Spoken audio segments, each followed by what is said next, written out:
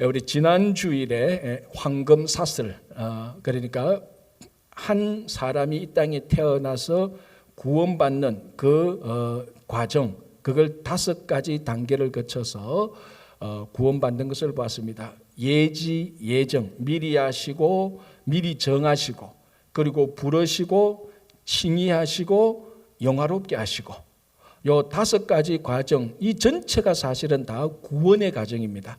우리 한국 사람들은 예수 믿고 믿음으로 구원받는다, 요것만 구원이라고 생각하는 경우가 있는데, 요거는 구원의 한 부분이죠. 의롭다 하시는 요 부분이죠. 그래서 예지, 예정, 부름, 칭의, 영화, 요 5개가 다 체인으로 연결되어서 우리가 온전히 구원을 받습니다. 자, 그러면 이제 이 구원받은 사람이 우리가 이 땅에서 살아가실 때 하나님께서 우리를 어떻게 대우하시냐, 하나님께서 어떻게 우리를 보호하시냐, 도우시냐, 그거에 대한 또 5가지 항목이 나옵니다.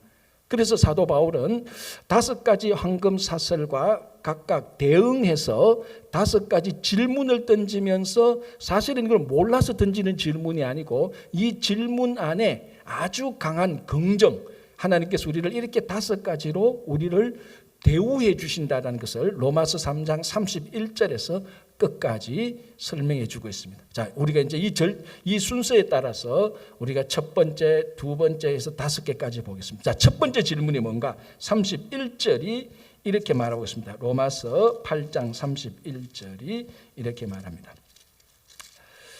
그런즉 이 일에 대하여 우리가 무슨 말하리요? 만일 하나님이 우리를 위하시면 누가 우리를 대적하리요? 자, 그런즉 이 일에 대하여, 이 일은 뭡니까? 황금 사슬에 얽매여 있는 구원받은 사람들입니다. 그는 얽매여 있다니까 이게 뭐 부정적인 것 같은데 나쁜 게 아니고 구원의 황금 사슬에 포함된 사람들. 그래서 다른 사람들은 제가 잘 모르겠지만 오늘 이 시간 우리가 함께 예배 드리고 있는 여러분들은 분명히 제가 확신할 수 있습니다. 하나님께서 미리 하시고 정하시고 부르시고 칭의롭게 영화롭게 하신 사람들 가운데 포함되어 있기 때문에 오늘 우리가 이 자리에 와 있습니다. 그러니까 여기서는 이 일에 대하여, 그러니까 31절에서 이 일에 대하여, 이 말은 황금의 구원 사슬에 포함되어서 구원을, 칭의로 구원을 얻었고 구원을 이루어가는 이 사람들에 대하여 이 말입니다. 그러니까 어떤 일이 아니고 구원받은 사람들에 대하여 이 말입니다. 구원받은 사람들에 대하여 하나님께서 그 사람들을 위하신다면 누가 이 사람들을 대적하겠는가, 이 말입니다. 자, 여기에는 사도 바울의 개인적인 경험의 고백이 들어가 있습니다. 자, 바울이 한평생 살아가면서, 아니 정확히 말하면 다메섹 도상으로 가다가 부활하신 예수 그리스도를 만나고 그 예수님을 자기의 구주로 고백하는 그 순간부터 상상할 수 없이 많은 대적자들로부터 공격을 받았습니다. 우리가 사도행전을 보고 바울의 편지들을 보면은 가장 대표적인 경우가 뭡니까? 같은 동족 유대인 40명이 사도 바울 암살단을 조직했지 않습니까? 그리고 이 사람들이 숫자는 40명이지만 그들의 결기가 대단했습니다. 어느 정도입니까? 우리는 바울을 죽이기 전까지는 곡기를 끊겠다, 안 먹고 죽이겠다는 거예요. 대단히 무서운 사람들이죠. 같은 동족으로. 이런 대적자들도 만났고, 유대인 해당에 들어가서 또 유대인 해당 밖에서 자기가 세운 자기가 개척한 교회에서, 그리고 가는 선교지마다 엄청난 대적자들을 만났습니다. 자, 우리가 믿음의 선진들을 보면 아브라함부터 우리 구약에 나온 믿음의 선진자들을 보면 이 사람들의 공통적인 뭔가 하면 대적자들이 굉장히 많다는 겁니다. 그런데 착각하면 안 됩니다. 우리들이 잘못하고 우리가 나쁜 일을 해서 대적자가 많다고 해서 내가 위대한 사람이다, 그런 거 아닙니다. 그게 아니고 위대한 사람들은 위대한 사람만큼 지지자들도 많지만 대적자들도 많다는 것입니다. 바울이 얼마나 위대한 인물, 지난 2000년 동안 가장 위대한 사도인데 바울을 지지하고 동력했던 사람들도 굉장히 많습니다. 그러니까 진리의 빛이 타오르면 그 반대로 악한 기운이 세워지는 것처럼 위대한 인물 사도 바울이 하나님의 일을 할 때 엄청나게 많은 대적자들이 있었다는 겁니다. 자, 우리 구약 성경에서 엄청난 대적자를 가졌던 사람들이 모세도 있었지만 다윗을 뺄 수가 없습니다. 다윗이 어린 소년 때 블레셋 장군 골리앗을 죽여서 이기는 순간부터 다윗은 10년 동안 한 사람에 의하여서 대적 공격을 받았습니다. 그 사람이 누굽니까? 사울입니다. 그런데 이 사람은 한 사람인데 이 사람이 왕이에요. 그러니까 왕이 군대를 한번 풀어서 사울 왕이 군대를 풀어서 다윗을 잡으려고 했던 적이 얼마나 많습니까? 그러니까 이 다윗은 골리앗을 죽인 이후부터 온 나라의 군대가 자기의 대적자가 되어버렸습니다. 최소한 10년 이상 얼마나 어려움을 겪었습니까? 그리고 왕이 되고 난 다음에 블레셋 이방민들이 쳐들어오고 아말렉 사람들이 쳐들어오고 암몬 사람들이 쳐들어오고 온갖 종류의 이방인들이 다 이 다윗을 대적합니다. 그럼 집안은 평안했냐? 그죠? 웃음이 나오죠. 그죠? 집안은 평안했냐? 자기 친아들 압살롬이 궁정에서 반역을 일으켜서 다윗이 예루살렘을 도망가는 정도. 이게 한 번이냐? 두 번 죽기 직전에 아도니아가 또 반역을 일으킵니다. 이 다윗의 인생을 저한테 물어봅니다. 목사님, 다윗처럼 살겠습니까? 저는 절레절레 솟는데 저는 다윗처럼 살고 싶은 마음이 추워도 없어요. 엄청난 대적들이 있는데 그 대적을 어떻게 감당했겠습니까? 수없이 많은 대적들. 이런 가운데서 다윗이 하나님을 찾고 하나님에 나가고 하나님에 붙들리고 그러는 가운데 하나님이 다윗의 편이 되어서 다윗을 다 지켜주셨습니다. 오늘 사도 바울이 고백했던 것이 다윗에게 그대로 일어난 겁니다. 하나님이 다윗을 위하시니 누가 다윗을 대적하리요? 그래서 시편 3편에 다윗이 선신되어 다윗이 이렇게 고백합니다. 시편 3편 1절을 먼저 읽어드릴게요. 여호와여, 나의 대적이 어찌 그리 많은지요. 일어나 나를 치는 자가 많으니이다. 이 심정이 얼마나 질시는 나의 하나님, 왜 내가 무엇을 잘못했기에 이렇게 대적들이 많습니까? 자, 그리고 같은 시편 3편 5절 6절에서 이렇게 말합니다. 내가 누워 자고 깨었으니 여호와께서 나를 붙드심이로다. 일상적인 삶 말이죠. 대적한테 공격을 받고 환난과 궁핍 속에 있을 때 누워 자고 깨고 있을 때마다 하나님이 나를 붙드셨다. 이 바울의 고백처럼 하나님이 나를 위했다는 겁니다. 자, 그 다음에 뭐라고 말합니까? 6절. 그 유명한 6절. 천만인이 나를 애워싸 진친다 하여도 나는 두려워하지 아니하리이다.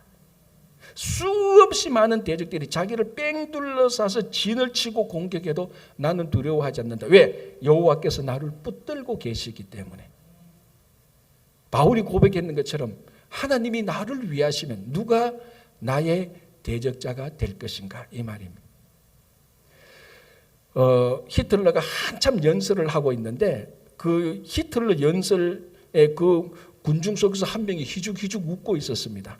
그 비밀 경찰한테 체포되었죠. 체포되어서 비밀 경찰이 신문을 합니다. 너 왜 웃었느냐? 우리 나치당의 당수 히틀러 총독이 연설하는데 너가 희죽희죽 웃음으로 말미암아 총독을 모욕했다. 이제 그렇게 신문하는데 왜 웃었냐 물으니까 이 사람이 알고 보니까 또 유대인이에요. 그러니까 유대인이 하는 말이 아니 우습지 않느냐고. 이미 우리가 구약 성경을 보면은 애굽 왕 바로가 우리 조상을 죽이려고 했는데 죽지 못하고 대신 유월절이 생겼고, 바사 페르시아의 모르드게가 우리 민족을 우리 조상을 죽이려고 했는데 죽이지 못하고 불임절이 생겼다. 이번에 히틀러가 또 우리를 죽이려고 하는데 이번에 우리를 죽이지 못하고 무슨 명절이 생길까 생각하니까 웃음이 나오지 않느냐, 이렇게 말을 했다는 겁니다. 뭐 만들어낸지 실제적인 거는 모르겠지만 지금 하는 얘기는 실제 얘기입니다. 1933년 베를린에서 비밀 경찰에 의하여서 한 유대인이 잡혔습니다. 알고 보니까 이게 유대인이 아니고 이집트 외교관입니다.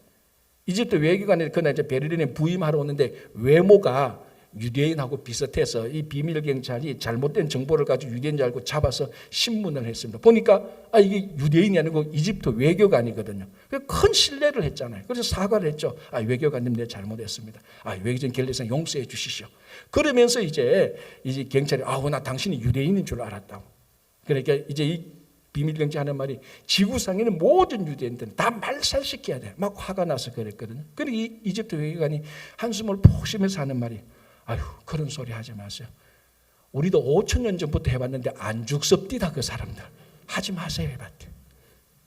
자, 제가 유대인을 옹호하고 독일을 나쁘고 이집트를 어떻게 하는 인종적인 얘기를 하고 있지 않습니다. 다 알지요. 구약 성경에서 하나님께서 지켜주시는 하나님의 택한 자들을 어떻게 보호했는가?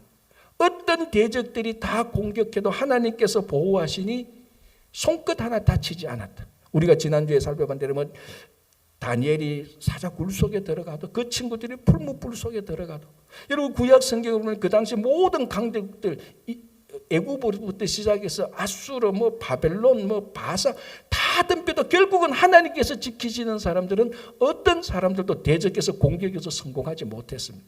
바울이 지금 그렇게 말 이렇게 해서 구원의 황금사슬에 있는 자들을 보호하신다라는 겁니다.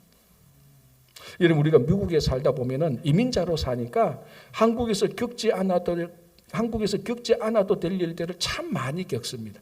그게 좋은 일도 있겠지만은 부정적인 일들이 훨씬 더 많지 않습니까? 일이 훨씬 더 좀 더 비참하고 좀 더 비루한 일들을 많이 겪게 되는 것이 사실입니다. 그런 일들로 해서 많은 대적자들이 생기고. 자, 그런데 사도 바울이 아까 말씀하신 것처럼 하나님이 위하는 사람들이 누구냐? 그 구원의 황금사슬에 포함되어서 구원의 그 행진을, 구원의 삶을 살고 있는 사람들. 지금 다른 사람들은 뭐라도 교회 밖에 있는 사람들은 제가 모르겠습니다만 지금 오늘 우리와 함께 하나님의 부르심을 받아서 정하심을 받아서 함께 예배드리고 있는 우리들에게는 어떤 대적들이 여러분들을 공격해도 하나님이 우리를 위하시면 누가 우리를 대적하겠습니까? 라고 고백을 하고 있습니다. 제 말씀에 큰 여러분 위로를 받으시기 바랍니다. 자, 이제 두 번째 질문으로 가겠습니다. 32절. 자기 아들을 아끼지 아니하시고 우리 모든 사람을 위하여 내주신 이가 어찌 그 아들과 함께 모든 것을 우리에게 주시지 아니하겠느냐. 자, 여기서 32절 앞부분에 자기 아들을 아끼지 아니하시고, 자, 이 구절이 어디에 제일 먼저 나오는가 하면은 창세기 22장이 제일 먼저 나옵니다. 아니 이게 왜 로마서 말씀이 창세기에 나오느냐? 자, 아브라함이 이삭을 바칠 때, 모리아 산에서 아브라함이 이삭을 바칠 때, 이삭을 묶어놓고 아브라함이 칼을 들고 내칠 때 하나님께서 급하게 스탑시켰습니다. 그리고 하나님께서 하신 말이 뭡니까? 아브라함아, 아브라함아, 네가 네 아들 독자라도 아끼지 아니하고 했는 말이 바로 이 말입니다. 네가 네 아들 독자라도 아끼지 아니하고 나를 위해서 내어준 것을 보니 네가 나를 진짜로 사랑하는 줄 알겠다. 그때 했던 말 이게 똑같은 말입니다.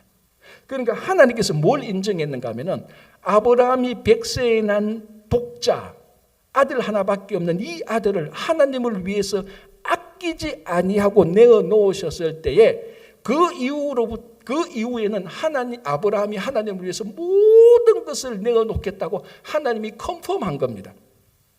요것처럼 하나님께서 우리를 위해서 독자 예수 그리스도를 아끼지 않고 내어 주셨다는 겁니다.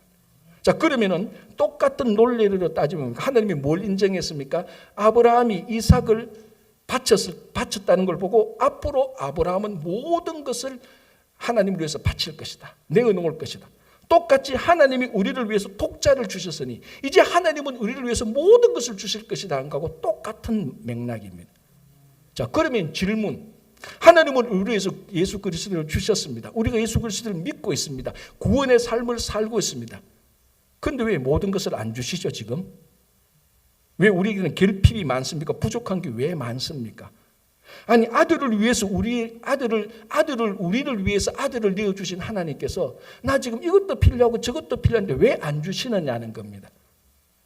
자, 이제 여기는 요 구절만 보는 게 아니라 성경 전체에 하나님께서 우리를 언제 어떻게 주시는가를 봐야 되는데 간단하게 정리하면 하나님께서 우리를 위해서 주실 때 그것이 무엇이든지 우리를 주실 때는 타이밍과 목적이 하나님에게 맞아야 줍니다. 자, 독자 예수 그리스도를 이 땅에 보내실 때도 하나님께서 타이밍을 정하셨습니다. 그리고 인류 역사적으로는 지금부터 2000년 전, 그래서 갈라디아서 4장 4절을 보면은 때가 참에 하나님께서 여자의 후손으로 아들을 주셨습니다. 그 때가 참에 우리만 타이밍이 맞았을 때, 타이밍이 탁 맞아 떨어졌을 때 하나님께서 독자 예수 그리스도를 우리 땅에 보내셨습니다. 시간. 그리고 왜 보내셨습니까? 목적. 로마 사람을 죽이고 전 세계를 정복하고 높은 성을 쌓고 아니죠. 우리를 구원하시기 위해서.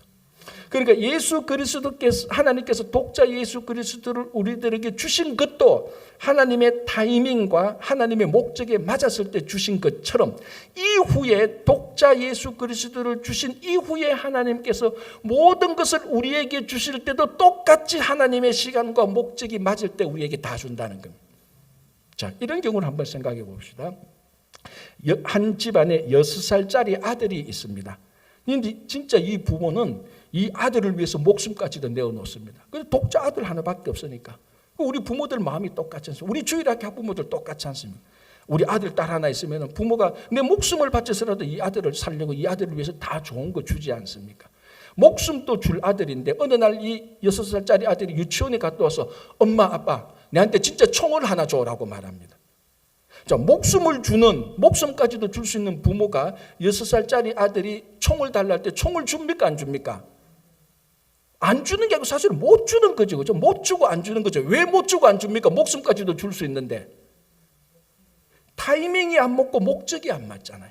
그래서 물어봅니다, 부모가. 너 진짜 총 가지고 뭐 할래? 6살짜리 아이가 떠듬떠듬 거리면 내일 유치원에 가서 친구들하고 총싸움하고 놀래. 너는 진짜 총 가지고 총싸움하면 안 돼. 목적이 틀렸어. 그리고 6살짜리가 무슨 총을 가져. 기다려. 시간이 안 맞고 목적이 안 맞는 겁니다. 자기 아들을 위해서 목숨까지 내어줄 수 있는 부모가 6살짜리 아이가 진짜 총을 사달라고 할 때는 안 주는 거예요. 왜? 타이밍이 안 맞고 목적이 안 맞기 때문입니다. 그래서 세월이 흘러서 이 아들이 21살이 됐는데 이 나라에 전쟁이 일어났습니다. 그리고 전쟁터에 가야 됩니다. 그런데 국가에서 무기를 잘 안 줘. 국가 재정이 없어가지고 국방부 예산이 없어서. 그러면 이제 부모가 어떡합니까? 전쟁터에 나가는 아들에게 자기 집안을 다 팔아서도 제일 좋은 총을 사줍니다. 칼을 사주죠. 모든 전쟁 무기를 다 사줍니다. 왜? 이제는 타이밍이 맞고 목적이 맞기 때문에. 이제는 전쟁하러 가는데 네가 전쟁하러 가서 나라를 지키고 적을 물리쳐야 되는 목적이 맞기 때문에 총도 주고 칼도 주고 다 주는 겁니다. 이제는 나이가 되긴 타이밍이 맞고 목적이 맞기 때문에 그렇습니다. 그래서 하나님께서 우리에게 구원의 은혜를 주신 우리에게 하나님의 목적과 타이밍이 맞을 때는 모든 것을 다 주십니다. 그래서 왜 이것도 하나님 안 줍니까? 왜 이것도 안 주십니까? 우리 생각에는 타이밍과 목적이 맞는 것 같지만 하나님께서 보실 때는 이게 아직 타이밍이 안 맞고 목적이 안 맞습니다. 만약에 이것을 무너뜨린다고 생각해 보십시오. 제가 전에도 한번 예를 말했습니다. 만약에 하나님께서 아무 조건 없이 우리가 드리는 기도를 다 들어준다면 제가 100% 확신해 1분 내로 이 지구는 지옥이 되어버릴 겁니다. 하나님이 우리 달라는 거 다 준다고 하면 1분 내로 아무 조건 없이 그냥 이거 달라 저거 다 들어주면 1분 내로 이 지구는 지옥이 되어버릴 거예요. 우리는 기도를 하면 아무리 신앙이 성숙해도 기도를 할 때 우리는 여전히 하나님의 타이밍을 못 맞출 수도 있고 여전히 하나님의 목적과 우리가 달라는 목적이 어긋날 때가 있습니다. 성숙한 신앙은 뭡니까? 그 타이밍과 목적이 맞을 때까지 믿음과 인내로 기다리는 겁니다. 그리고 하나님께서 그 필요한 것을 주실 때는 그 목적에 맞게 그것을 사용하시는 겁니다. 그래서 하나님께서 자기 아들을 우리를 위해서 내어주신 하나님께서 무엇이 아까워서 우리들이 살아가는데 필요한 것들을 안 주시겠습니까? 상식적인 논리죠. 그러나 우리가 목적과 타이밍을 기다릴 수 있을 때 하나님께서는 우리들에게 모든 것을 다 주십니다. 그러면 모든 것을 다 주기 전까지 하나님은 우리를 절대로 죽이지 않습니다. 걱정하지 않으셔도 됩니다. 자, 이제 세 번째 보겠습니다. 이렇게 되었습니다. 누가 능히 하나님께서 33절입니다. 누가 능히 하나님께서 택하신 자들을 고발하리요 의롭다 하시는 하나님이시니 이렇게 되어 있습니다. 자, 이제는 고발 문제가 나옵니다. 고발 문제. 이 고발 문제는 법정 용어죠. 간단하게 말하면 하나님께서 법정에서 우리를 의롭다고 선언하셨습니다. 그래서 검사가 아무리 우리를 고발 고소해도 이 법정 자체가 이 케이스 우리 케이스라고 그러죠. 법정이 이루어가는 그 이제 사건이 이제 진행되는 그 케이스가 진행이 되지 않고 케이스가 클로즈 됩니다. 왜? 아무리 검사가 고발해도 재판장이 보니까 고발할 조건이 안 돼. 재판정이 정식으로 열리지가 않습니다. 그렇잖아요. 우리 크게 보면은 이게 지금 재판이 열릴 것인가 안 열릴까 그거부터 심사를 하는 겁니다. 검사가 다 가지고 온다고 해서 검사가 뭐 증거 자료 가지고 온다고 해서 무조건 너 가져왔네 재판 열자 그렇지 않지 않습니까? 그걸 살펴봅니다. 이 검사가 가져온 증거와 이 어떤 자료들 증인들의 말이 이거 재판 열 가치가 있다고 생각하면은 재판을 열게서 이제 어느 쪽이 옳고 그랬냐를 이제 그 재판이 진행되는 겁니다. 그런데 아예 재판이 진행이 안 돼. 왜? 재판장이신 하나님께서 보시니까 이 검사가 사탄이 가져오는 이 고발 조건을 보니까 이미 하나님께서 피고인을 의롭다 해놨는데 엉뚱한 증거와 엉뚱한 자료들을 가져온 겁니다. 그 재판장이 이거는 그냥 취소시켜버려요. 그냥 캔슬시켜버려요. 아예 케이스 자체가 안 열리는 거예요. 자, 요한계시록 12장 10절을 보면은 사탄은 밤낮 성도들을 참소한다고 말합니다. 사탄은 계속해서 뭔가를 끄집어내서 우리를 법정에 하나님 법정에 세워서 하나님을 재판장으로 법정에서 우리를 고발하는 겁니다. 그러나 그때마다 하나님께서는 우리를 의롭다고 택해 놓으시기 때문에 그때마다 케이스를 케이스를 캔슬시켜버립니다. 자, 스가랴 3장에 하늘 의전 회의 장면이 나옵니다. 우리가 성경을 보면은 가끔 하늘나라에서 하나님께서 회의하는 장면 또는 법정과 같은 그런 장면들이 몇 군데 나옵니다. 이 스가랴 3장도 그랬습니다. 물론 스가랴 선지자가 환상을 통해서 본 겁니다. 자, 그 환상을 통해서 보니까 한 중간에 그 의전회의 또는 법정 한 중간에 대제사장 여호수아가 서 있는데 옷을 입은 옷이 너무 더러운 옷입니다. 그래서 스가랴 3장을 보면 불에 거슬린 나무 같다. 여러분 나무 토막하니까 불에 거슬리면 그 더럽고 먼지 먹고 그랬잖아요. 그런 대제사장이 그렇게 비유되고 있습니다. 여러분 다른 사람을 몰라도 대제사장은 항상 정결해야 됩니다. 하나님께 나아가기 위해서. 그래서 늘 우리 음식으로 목욕을 하고 늘 옷을 화려한 옷은 아니지만 대제사장이 입는 정해진 옷을 정결하게 입고 있어야 되는 겁니다. 그런데 대제사장이 입고 있는 옷이 아주 더러운 옷이 꾀째째해요. 그걸 사탄이 보고 가만히 있을 리가 없죠. 사탄이 그 의전회의에서 하나님에게 대제사장 여호수아를 공격합니다. 우리말로 하면 하나님, 법정의 재판장인 하나님, 저 대제사장 여호수아를 보십시오. 저게 대제사장입니까? 저 옷꼬라지를 보십시오. 저 얼마나 부정합니까? 대제사장 치우시오. 막 고발을 합니다. 그러니 하나님께서 천사를 시켜서 무슨 말을 하는가? 그게 스가랴 3장 4절에 있는데 제가 읽어드릴게요. 여호와께서 자기 앞에 선 자들에게 명령하사 그 더러운 옷을 벗기라 하시고 대제사장 여호수아의 옷을 더러운 옷을 벗기라 하시고 또 여호수아에게 이르시되 내가 너의 죄악을 제거하여 버렸으니. 그냥 하나님께서 여호수아의 더러운 옷을 갈아입히시고 새 옷으로 여호수아에게 있는 죄악을 다 말끔히 씻겨지고 그다음에 너가 아름다운 옷을 입히시라 하시기로 내가 말하여 정결한 관을 그의 머리에 씌우소서 하며 정결한 관을 그 머리에 씌우며 옷을 입히고 여호와의 천사는 곁에 있었더라. 그러나 여호와의 천사가 대제사장 여호수아에게 정결한 옷을 입히고 머리에 정결한 관을 세워줍니다. 그러니까 사탄이 고발할 게 있습니까? 없습니까? 고발할 게 없어요. 처음에 좀 더럽다고 막 고발하니까 하나님께서 대제사장 여호수아를 와서 더러운 옷을 다 벗기고 정결한 옷을 입히고 정결한 관을 씌워주시고 그리고 대제사장에게 있는 죄악을 말끔히 다 씻겨버렸습니다. 그러니까 사탄이 고발하려고 보니까 고발할 건수가 없는 겁니다. 이처럼 하나님께서 대제사장 여호수아를 정결하게 하셔서 사탄이 고발할 것을 아예 캔슬시켜버렸습니다. 하나님께서는 이미 우리를 황금사슬에 구원의 황금사슬에 포함된 우리를 이미 의롭다 하셨습니다. 그 네 번째 단계죠. 예지, 예증, 부르심, 칭의, 영화. 네 번째 단계로 우리를 이미 의롭다 하셨으니 사탄이 아무리 우리를 공격해도 지금 하늘 법정에서 사탄이 아무리 우리를 공격해도 이 공격하는 케이스 자체는 다 취소돼 버립니다. 열리지를 않습니다. 그래서 하나님께서 우리를 구원받은 성도로 계속해서 유지해 나갑니다. 자, 이게 이제 네 번째 질문하고 같이 이어집니다. 네 번째 질문 볼게요. 34절. 누가 정죄하리요? 죽으실 뿐 아니라 다시 살아나신 이는 그리스도 예수시니 그는 하나님 우편에 계신 자요 우리를 위하여 간구하시는 자신이다. 자, 고발도 나왔고 정죄도 나왔습니다.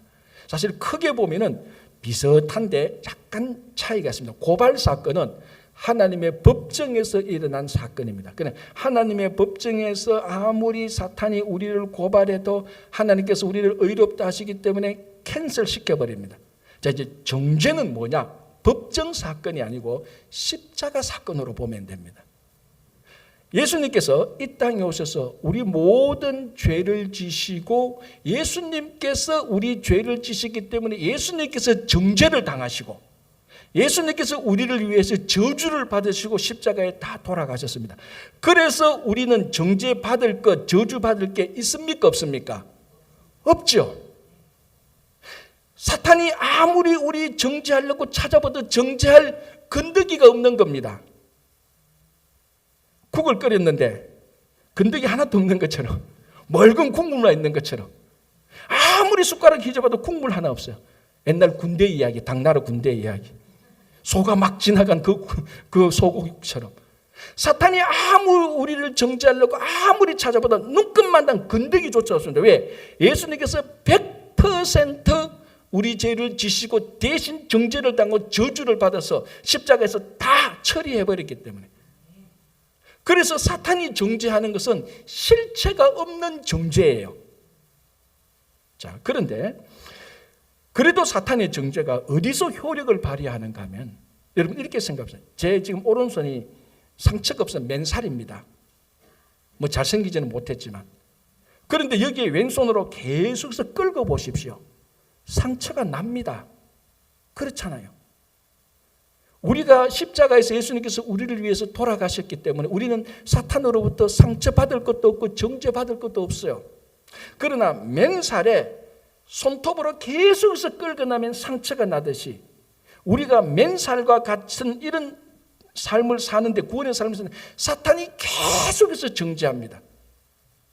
그래서 우리가 그 정죄하는 것을 허락하면은 맨살에 상처가 나듯이 우리 안에 사탄의 정죄로 인하여서 그 정죄 건더기들이 이제 살아나기 시작하는 것입니다. 그래서 중요한 것은 사탄이 우리를 정죄할 때, 처음 정죄할 때 툭 털어버려야 돼요. 그래서 로마서 8장 1절에 뭐라고 말합니까? 그런즉 누구든지 그리스도 예수 안에 있는 자에게는 결코 정죄함이 없나니. 지금 사도 바울은 8장 1절 말씀을 사실 다시 반복하는 겁니다. 하나님께서 34절 누가 우리를 3절 누가 정죄하리요? 예수님께서 우리를 위해서 죽으시고 부활하셨는데 8장 1절 그리스도 예수 안에 있는 자에게는 결코 정죄합니다. 그런데 사탄이 계속해서 끌어대는 겁니다. 맨살을. 자, 이런 말이 있습니다. 어떻게 죄가 없는 사람이 죄인이 되는가 하면요. 이게 처음에 이제 사탄이 이렇게 합니다. 우리에게 속삭이죠. 성경에 내 이웃을 내 몸과 같이 사랑하는 말씀인데 네가 네 이웃을 네 몸과 같이 사랑하는가? 자, 여러분, 우리 이웃을 우리는 우리 몸과 같이 사랑해야 됩니다. 그런데 할 수 있어요? 완벽하게 못합니다. 우리는 구원받았고 영화로운 삶을 살아가고 있는 그 중간 과정에서 이 하나님의 말씀을 믿고 실천하려고 노력하는 것이지, 그게 성화로운 삶을 사는 것이지, 우리 가운데 누가 모든 이웃을 우리 몸처럼 사랑할 수 있습니까? 여러분은 그럴지 모르죠. 저는 못해요. 그렇지만 계속 그렇게 하려고 기도도 하고 말씀에 순종하려고 하지만 어떨 때는 이 사람을 내 이웃을 내 몸과 같이 사랑했다. 어떨 때는 또 좌절하고 넘어질. 그게 우리들의 모습이에요. 이것 자체가 죄는 아니에요. 우리들의 연약한 부분이지. 그런데 사탄은 그걸 건드립니다. 네가 네 이웃을 네 몸과 같이 사랑하나? 나 다 사랑 못하는데. 그럼 이제 두 번째 단계로 넘어갑니다. 그러면 너는 네 이웃을 미워하는 거네? 논리적으로 처음에 조그만 것, 네 이웃을 네 몸과 같이 사랑하라 못한다는 게 이제 미움으로 살짝 방향을 돌립니다. 내가 그러면 내 이웃을 내 몸과 같이 다 사랑 못하니까 미워할 수 있겠네. 두 번째 단계로 자기도 모르는 사람이 넘어가 버렸어요.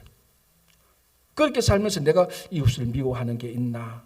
없나 헷갈리기 시작하는 겁니다. 그러다가 어떤 사건들이 그 이웃과 어떤 사건들이 연결되고 사건이 터지기 시작합니다. 그러면 사이에 있던 미움의 감정이 그 사람에게 행동으로 드러나는 겁니다. 복수심이 생기고 분노가 생기고 오해가 생기고 갈등이 생기고 막 이런 게 생기는 거예요. 그러다가 마지막 단계 언어폭력, 실제적인 폭력, 살인까지 가는 겁니다. 그 실체는 뭐냐? 아무것도 죄가 없는 실체였어요. 내가 내 이웃을 내 몸과 같이 다 사랑하지 못한다. 이거는 죄가 아니에요. 우리들의 연약한 부분이지. 그래서 우리가 계속해서 세워나가는 거지. 맨살과 같은 거예요. 그런데 사탄이 와서 그걸 계속해서 끌어대는 거예요. 이때 딱 뿌리쳐야 되는데, 그래 나는 내 이웃을 내 몸과 같이 다 사랑하지 못한다. 그러나 계속해서 사랑하려고 기도하고 순종하고 살아간다. 그게 우리들의 신앙 고백인데, 그걸 못하고 떨치지 못하고 거기에 딱 낚이기 시작할 때 두 번째 단계로 간다니까요. 네가 네 이웃을 미워하는 거네? 내가 미워해? 그러다가 어떤 사건이 터지면 이제 복수심이 생기고, 그게 끝내는 우리 삶 속에서 폭력과 갈등과 혼란과 살인까지 나가는 거예요. 그게 사탄이 우리를 정죄하는 것에서부터 시작되는 겁니다. 아주 사소한 것. 그래서 아주 사소한 정죄가 우리 삶 속에서 무엇으로 나타나냐? 사소한 험담에서부터 시작됩니다. 여러분, 우리 매일 경험하잖아요. 내가 홍길동이를 내가 험담할 때 처음부터 어마어마한 것 험담합니까? 아니죠. 홍길동이 저 살인자야, 저 강도야, 그렇게 험담하는 사람 한 명도 없습니다. 홍길동이가 키가 좀 작지. 그래, 가끔 성질이 좀 약간 좀 까다로운 게 있어. 험담 아닌 거 그래 딱 가다가, 그래 홍길동 그 성질 원래 더러운 거야. 나중에 가면 그래 성질 더러운 사람 이런 거 하는 거야. 그러니까 아무것도 아닌 홍길동이가 나중에 가면은 가장 나쁜 일을 저지르는 사람이 되었어요. 그게 사탄이 우리를 맨살을 끓는 것처럼 사소한 것으로 험담을 통해서 정죄하기 시작합니다. 아주 사소한 것에서부터. 그래서 결국은 어마어마한 일이 생기는 거죠. 자, 또 하나 사탄은 우리를 정죄해서, 실체가 없는 것을 정죄해서 우리를 죄책감에 빠지게 합니다. 이게 제일 큰 위험입니다. 자, 여러분, 사람이 죄책감에 확 빠지면요, 자기가 자기 자신을 굉장히 미워해요. 내가 그때 우리 어머니한테 그 말을 안 해야 되는데 어머니가 내 말을 듣고 밖으로 나가다가 교통사고 나서 죽었어. 그거 전부 다 내 잘못이야. 그 평생 죄책감에서 벗어나지를 못합니다. 그래서 자기 자신을 미워하고 자기 과거의 행적을 맨날 후회하고, 이것이 일파만파로 퍼지면서 우울증에 빠지고 무력감에 빠지고 삶에 자신감이 없습니다. 성취감이 없고 아무 일을 못하게 되고 폐가 망신하게 됩니다. 이 죄책감이라는 것은 어마어마하게, 처음에는 어떻게 보면 양심이 좀 깨끗해서 죄책감이 있다라고 말하지만 그것이 거기서 멈춰야 되지, 계속해서 진행해 나가면 한 영혼을 완전히 파괴시켜 버립니다. 그래서 죄책감에 빠지는 것보다 착각에 빠지는 게 훨씬 나아요. 내가 착각에 빠지면 옆에 사람이 대신 좀 불편해요. 그래도 내 영혼은 건강해요. 여러분, 착각에 빠진 사람이 우울하고 그렇습니까? 아니잖아요. 언제나 즐거운 거예요. 자기는 제일 잘난 것이기 때문에. 제가 전에도 한번 이런 얘기 했지만 못 들은 분이 있으니까 한번 들어보십시오. 가톨릭은 고해 성사를 합니다. 그죠? 자기가 잘못한 것을 신부에게 와서 죄를 고하고, 또 신부가 그럼 그 죄를 용서받기 위해서 그 대책을 내놓습니다. 그게 고해 성사인데, 한 중년 부인이 이 가톨릭의 그 신부에게 고해 성사 날짜를 잡아서 고해를 합니다. 자, 고해하면은 이제 고해 성사를 받는 신부는 방 안에 들어있고 커튼으로 천수는 누군지 모르게 하는 겁니다. 그래야 비밀이 보장되니까. 그런데 이 중년 부인이 자기 죄를 고백합니다. 신부님, 저는 매일매일 교만의 죄를 지어서 마음이 너무 무겁습니다. 그러는 거예요. 무슨 교만의 죄를 짓습니까? 그러니까 저는 매일 하루에 몇 번씩 거울을 보는데 거울을 볼 때마다 내가 너무 아름다워서, 내가 너무 교만해져서 이게 마음이 괴롭습니다. 어떻게 하면 되겠습니까? 교만의 죄를 지었으니까 이 신부가, 가톨릭 신부가 해결해 줘야 되잖아요. 그래서 몰래 커튼을 살짝 젖혀서 얼굴을 한번 봤습니다. 얼굴을 보고 다시 커튼을 닦고 했습니다. 자매님, 걱정하지 마십시오. 이거는 죄가 아니고 착각입니다. 마음 편안하게 그냥 돌아가십시오. 이렇게 말을 했다는 거예요. 이게 낫지. 자기 착각에 빠지는 게 낫지. 교만한 때문에 죄책감에 빠지는 것보다 나은 거예요. 죄책감에 빠지면은 자기 인생이 망가진다. 폐가 망가진다. 사탄이 노리는 게 그겁니다. 죄책감을 해서 무력하게 되고 한 인생의 영혼을 통째로 망가뜨리는 겁니다. 물론 착각에 빠지는 게 좋은 건 아니지만 죄책감에 빠지는 것보다는 착각이 나요. 그만큼 우리는 죄책감에 빠져서 안 되는데 사탄이 정죄해서 없는 실체를 자꾸 끌어서 만들어서 우리를 무력하게 만드는 거예요. 그래서 이미 우리가 정죄받을 것은 십자가에서 다 용서되었고 다 해결되었습니다. 다시 말하면 건더기가 없어요. 사탄이 우리를 공격할 정죄할 실체 건더기가 없는데 끌고 만들 때, 그래서 우리는 그 처음부터 딱 툭 쳐내야 버려야 되는 겁니다.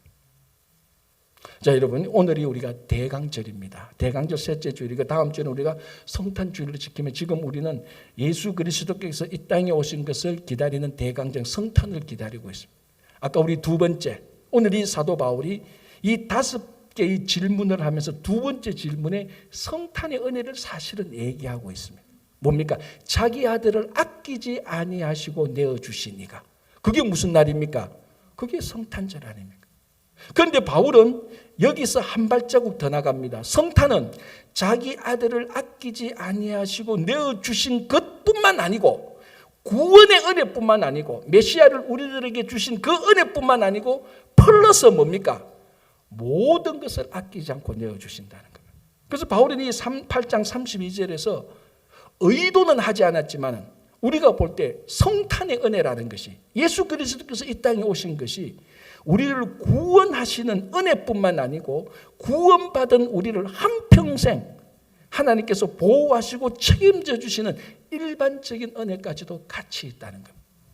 그래서 이 성탄의 은혜는 구원의 은혜 플러스 우리가 구원받은 사람으로서 매일매일 살아가도록 해주는 일상의 삶의 은혜가 있다는 것입니다.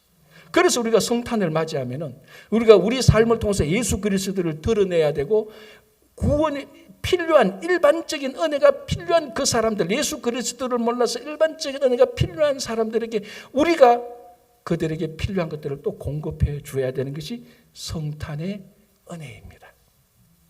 그래서 성탄이 되면 예수 그리스도를 찬양, 그분을 영접하면서 그리고 예수님께서 우리들이 공급받은 것을 믿음으로 은혜로 받아들이면서 또한 우리가 세상에 예수 그리스도의 빛을 드러내며 어렵고 힘든 사람들에게 필요한 것을 공급해 주는, 그게 오늘 우리가 예수 그리스도를 기다리는 대강절 때 우리가 묵상하고 우리의 삶에 조그마한 것이라도 실천을 해야 되는 겁니다.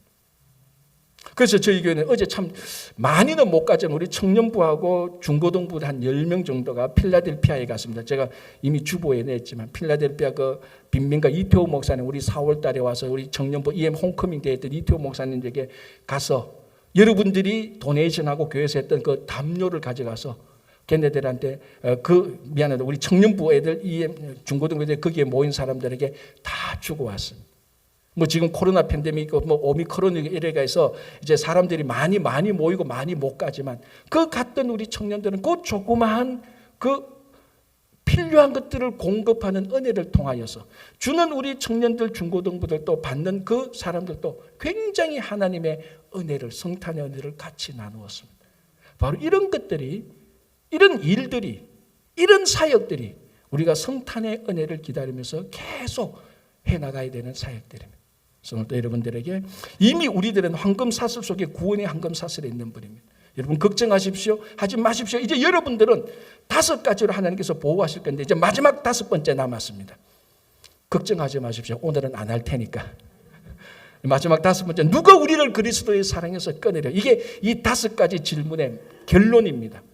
이거는 다음 주에 우리가 이 한 가지 질문을 가지고 하나님의 사랑이 얼마나 큰지 우리가 같이 생각해 보겠습니다. 기도하겠습니다.